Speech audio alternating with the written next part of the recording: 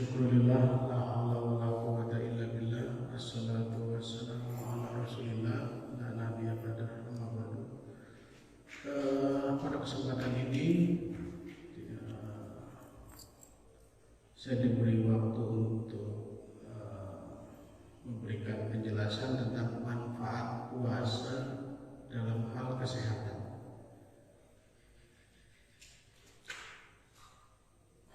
Puasa yang kita kenal dalam Islam ada puasa wajib, ada puasa sunnah. Hari ini kita memasuki hari ke-23 dari puasa wajib Ramadan. Puasa sunnah nanti kita akan lanjutkan dengan sitan min Syawal, puasa Syawal ya, 6 hari. Kemudian setelah itu ada yang memilih puasa Ayyamul Bid, puasa sunnah juga disunahkan kita Ayyamul Bid, yaitu pada tengah-tengah bulan Hijriyah 13, 14, 15 Hijriyah. Samping itu juga ada puasa Senin dan Kamis. Juga ada juga yang memilih puasa Daud. Mungkin sudah banyak dibahas tentang syariat puasa-puasa itu pada kesempatan lain. Saya hanya membahas dari sisi manfaat puasa-puasa itu bagi kesehatan tubuh kita. Ada, menurut saya dan beberapa sahabat saya yang dalam lingkup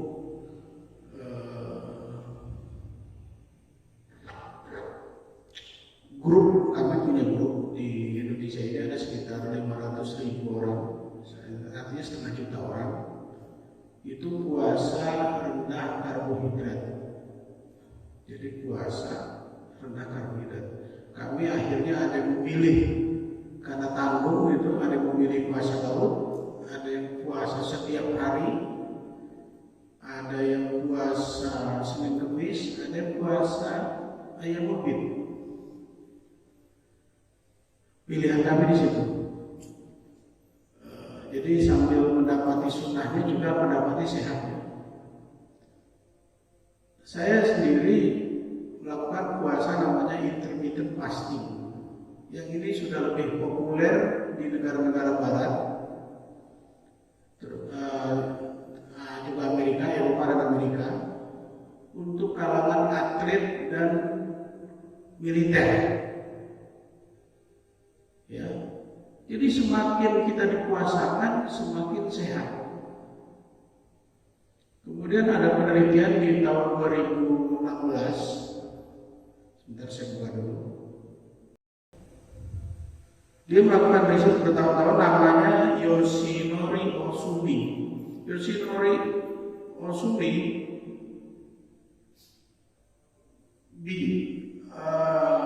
menyarankan agar seseorang bisa menjalani praktek melaparkan diri atau puasa 2 atau 3 kali dalam seminggu. Ini orang Jepang, bukan Muslim. Ya. Kemudian dia melakukan penelitian itu, riset itu. Efek puasa itu yang paling nyata dalam riset dia adalah autopagi. Autopagi itu artinya ketika kita berpuasa, sel-sel tubuh yang sudah rusak itu akan dimakan oleh tubuh, dijadikan energi, dan tubuh kemudian sel-sel rusak itu diperbarui lagi, melakukan perbaruan. Ini persis seperti yang terjadi pada beberapa binatang. Saya menyebutnya, kalau di Sunda itu ada binatang namanya tonggeret, itu selalu ganti kulit. Itu dia melakukan puasa, melaparkan diri dulu. Atau ular, itu ganti kulit, dia akan keluar dulu sendiri, dia akan mempuasakan diri, jadi melaparkan diri. Itu pada makhluk hidup lain selain manusia. Nah, saya melakukan intermittent fasting alhamdulillah sudah 6 tahun.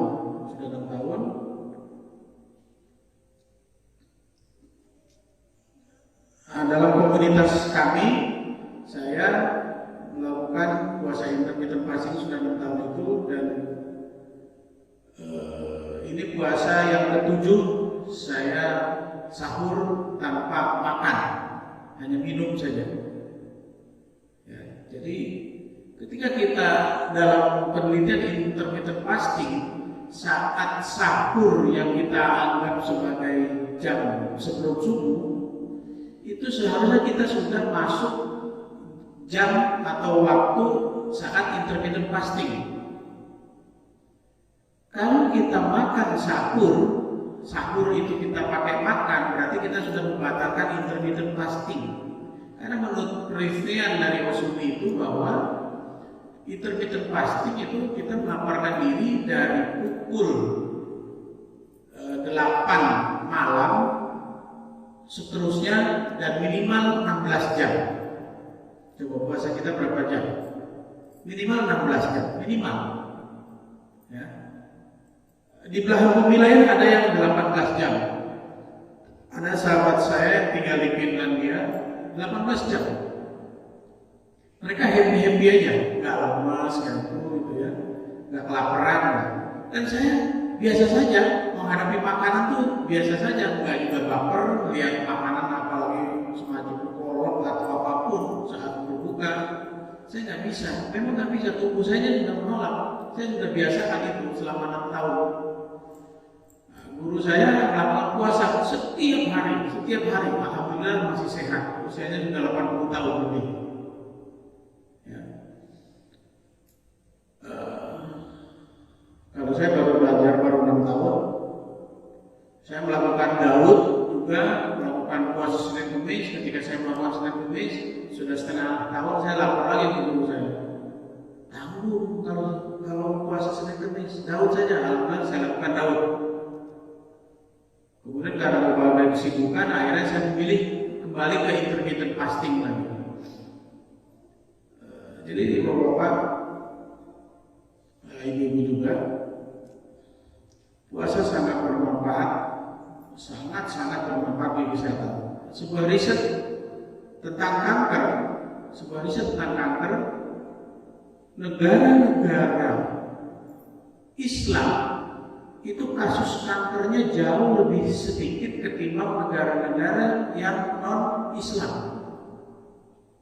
Ya, di Barat, negara-negara yang non-Muslim itu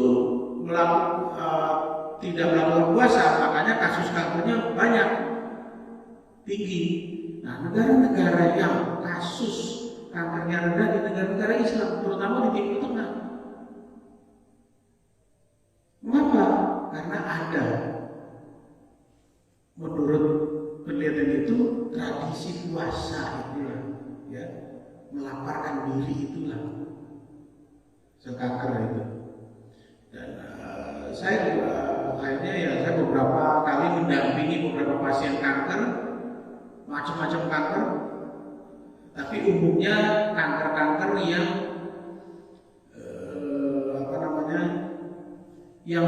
kanker yang tumor, yang riwayatnya tumor.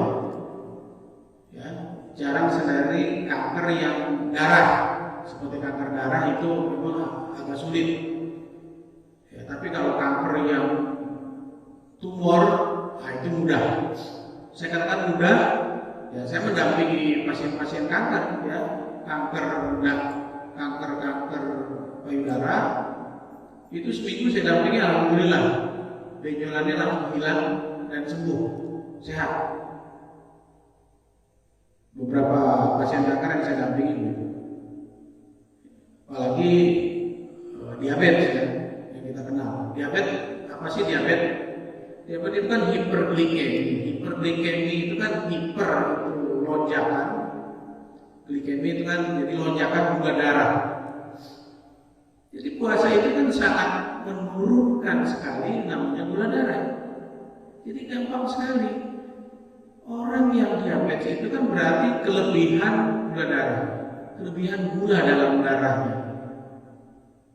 Jadi kalau kita suka pekan itu ketahuan. bekam itu orang yang hiperglikemi atau semua yang metabolic syndrome, bukan hanya apa namanya diabetes ya, apapun yang hiperglikemic syndrome itu dicek aja darah saat bekam itu kentalkah atau encer.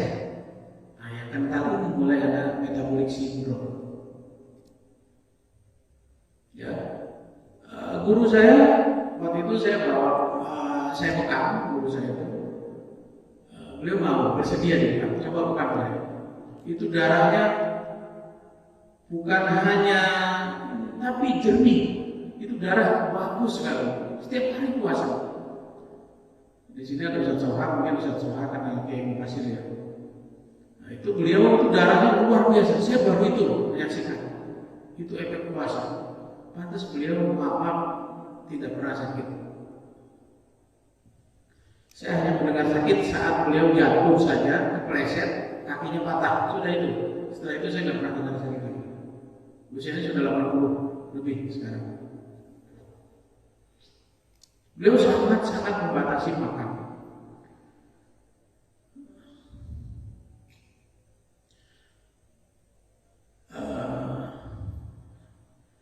Saya membuat satu formula untuk mendampingi pasien-pasien itu yang saya sebut pancapola. Pancapola itu 5 pola, itu satu pola puasa sudah tadi, kemudian pola makan, makanlah yang rendah karbohidrat, yang di barat itu dikenal carnivore diet. Itu sangat rendah karbohidrat ya, carnivore berarti kita hanya makan hewani saja, tidak makan karbohidrat untuk tumbuhan, tidak herbivore ya, jadi kita hanya makan hewani saja.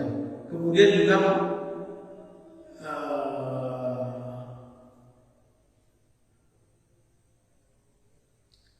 omat, saya melakukan omat juga. Omat itu artinya 1 meal a day. 1 meal a day ini alhamdulillah juga ketika saya tanyakan ke guru saya, seiring dengan yang beliau baca dari kitab namanya Tanbihul Muhtarin, iyyakum minal isra, jauhilah berlebih-lebihan, fa inna aqlatain fil yaum minal isra. Sesungguhnya makan 2 kali sehari saja sudah berlebih-lebihan.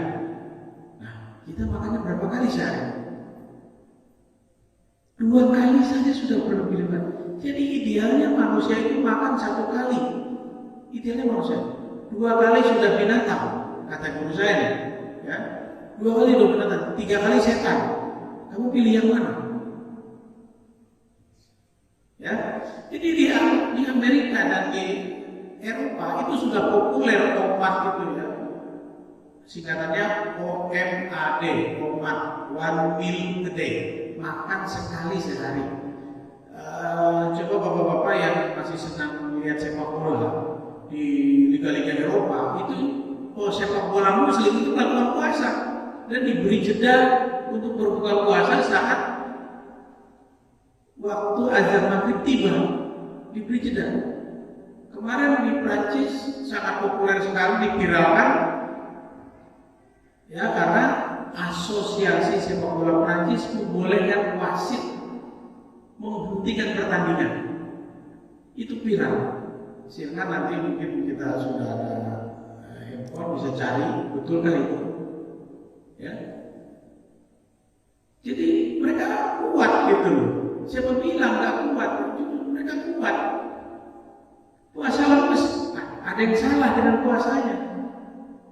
Puasa kelaparan, ada yang salah. Ya. Kebayang nggak sih? Tadi kalau Amerika sudah melakukan hubungan yang namanya puasa rendah karbohidrat itu, astronot kita di luar angkasa itu kan berbulan-bulan di sana. Kira-kira makan apa? Kan begitu. Itu kan penyesuaiannya, adaptasinya luar biasa. Dilatihnya itu bukan hanya teknologi menerbangkan pesawat ulang-alik, tapi juga pola hidup di luar angkasa. Harus rendah karbohidrat. Kan nggak makan mereka, itu hanya dikasih pil saja itu. Nggak ada kan, ada burger, ada chicken wrap, KFC atau apa, kan nggak mungkin. Bawa kompornya aja ke sana, wah, bisa ledak pesawatnya, kan begitu. Dan itu berbulan-bulan, 6 bulan sampai ada 1 tahun di luar angkasa.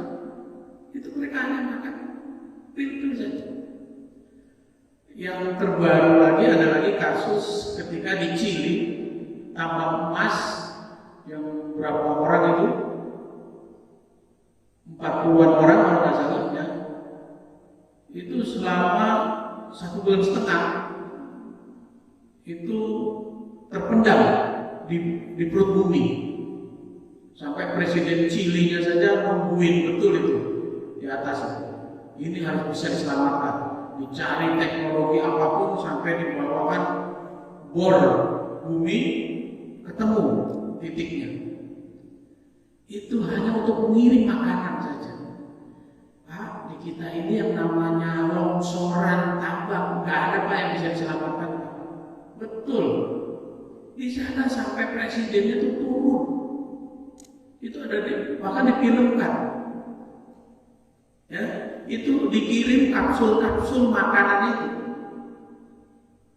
Ya, itu nggak dikirim makanan yang mewah-mewah. Jadi apa yang dilakukan ketika belum ditemukan lubangnya itu? Nah, mereka minum soalnya sampai habis. Sampai dalam filmnya dibuat didramatisir seperti itu, minum itu bergantian. Mereka bisa bertahan hidup tuh dengan minum seadanya. Ya, setelah itu baru dikirim makanan berupa kapsul-kapsul glukosa.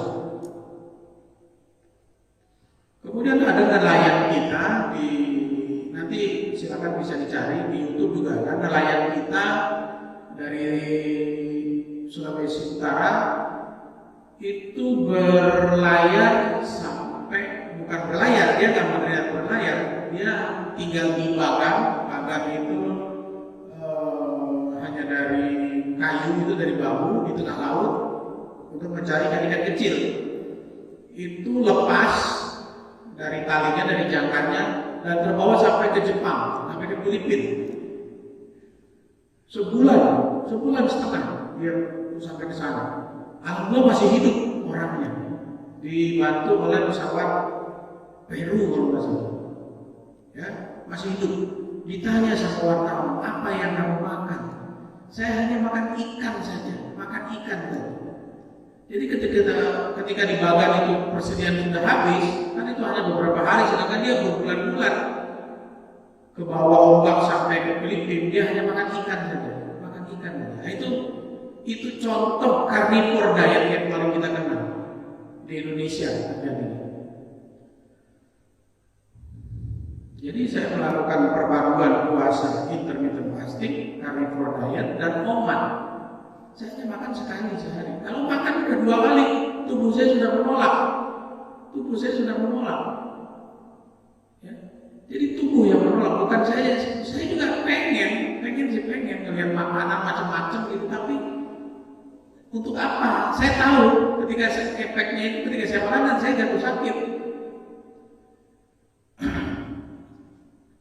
Jadi pola puasa, pola makan, ketiga pola tidur. Nah, pola tidur yang sehat adalah minimal 6 jam sehari. Tidur malam, maksudnya tidur malam.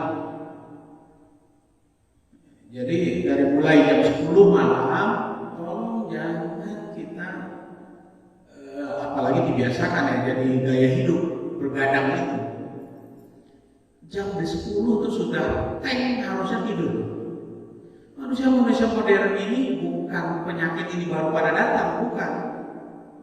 Orang dulu memang gaya hidup sehatnya luar biasa, tapi dengan perubahan zaman, perubahan teknologi segala macam, akhirnya berubah juga gaya hidup. Tidur mulai larut, kalau nggak percaya, saya beberapa kali masuk ke kawasan Baduy Dalam dan bermalam di sana. Jam berapa mereka tidur? Mereka nggak ada listrik. Jadi maghrib itu sudah gelap kebetulan. Mereka sudah tidur jam 8 mereka sudah tidur. Dan dalam data Dinas Kesehatan Kabupaten Lebak, kawasan Baduy 0% kasus COVID. Jadi mereka sangat imunitasnya tinggi sekali. Ya, bukan hanya dari pola makan, pola gerak, tapi mereka ada di pola tidurnya ini bagus sekali. Ya, belum lama kita baru bebas dari COVID. Ya, kedarabah ya yang banyak kasus-kasus yang korban COVID itu banyak yang dari kebanyakan yang gulanya tinggi, arti diabetes, penderita diabetes banyak yang jadi korban COVID. Ya.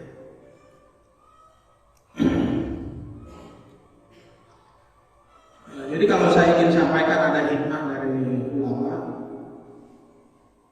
sumu kasihku, puasalah kamu maka kamu sehat.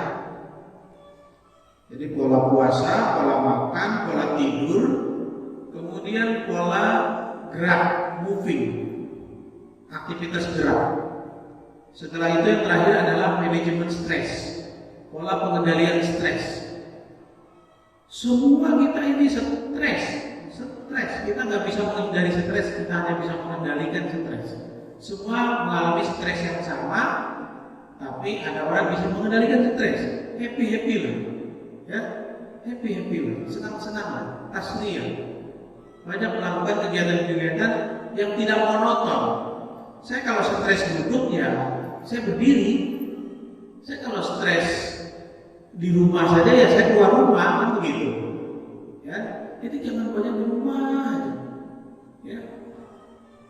Nah, beberapa kasus kanker payudara yang saya dampingi pasien-pasien itu terjadi pada wanita yang sudah usia lanjut tapi belum menikah. Stres, saya bilang stres. Anak kita nggak stres, stres kalau ditanya, kok kamu kapan menikah? Sekali, dua kali itu tahunan selalu ditanya. Pihak keluarga nanya, tetangga nanya, teman-temannya nanya, kan begitu. Stres. Walaupun tidak depresi, nah beda ya. Jadi stres bukan depresi. Itulah yang saya sebut panca pola hidup sehat. Jadi saya mengatakan itu panca pola hidup sehat. Pola makan, pola puasa, satu, kedua pola makan, ketiga pola gerak. Kita harus banyak bergerak.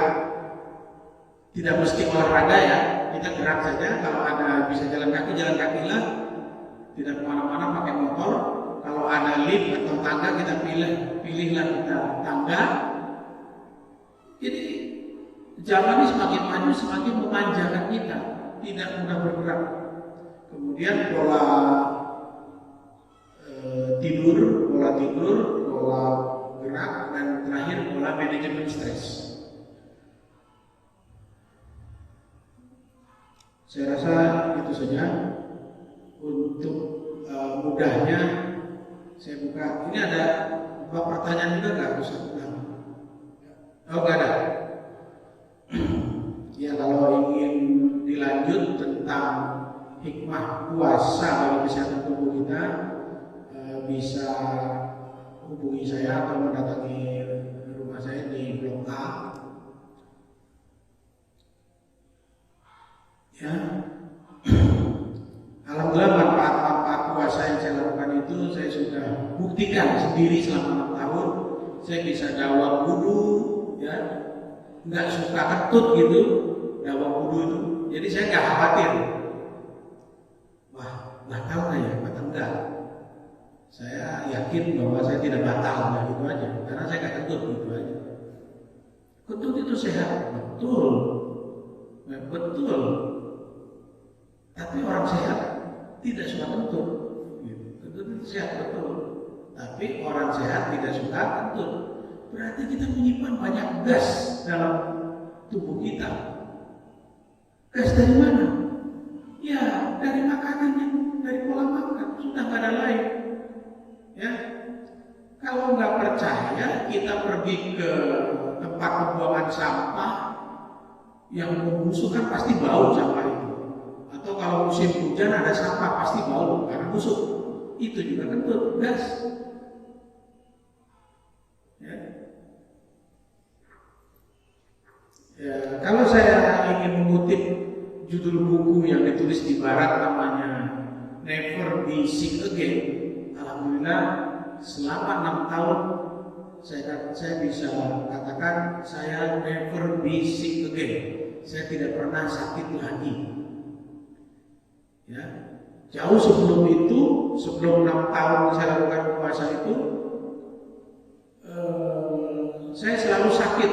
Saya sakit 6 tahun. Saya sakit stroke. Ya, jadi Bapak Ibu yang tahu saya sakit stroke, bahkan keluarga saya menyatakan saya sudah meninggal. Sekarang saya sudah lumayan lah gitu, dibanding dulu, walaupun ya masih ada sisa-sisa stroke sedikit, ya terutama di kaki, ya, saraf motorik saya memang masih terganggu. Dan saya sudah konsultasi beberapa dokter, termasuk dokter saraf, spesialis saraf, itu agak sulit gitu, membetulkan yang saraf motorik saya di kaki. Hanya itu saja. Tapi saya tidak pernah lagi menemukan atau dirawat atau kasus pembuluh darah saya pecah lagi, enggak. Saya pecah pembuluh darah di otak kanan. Jadi separuh tubuh saya tidak bisa digerakkan. Organ kiri, tangan kiri, kaki kiri, semua organ kiri saya dan wajahnya tidak simetris. Itu ciri-ciri yang stroke. Ya, saya dirawat berkali-kali selama 6 tahun. Mungkin, tapi setiap tahun sudah pasti saya dirawat. Ya, jatuh lagi, wah capek juga saya. Ya sempat putus asa juga. Sampai akhirnya ada yang membisiki saya. Coba untuk puasa dan makan ini. Saya datangi guru-guru saya. Itu sih penyakit, kamu sakitnya stroke. Itu penyakit kantong. Datang lagi ke kiai saya satu, itu penyakit perut, dia tunjuk perut karena makan.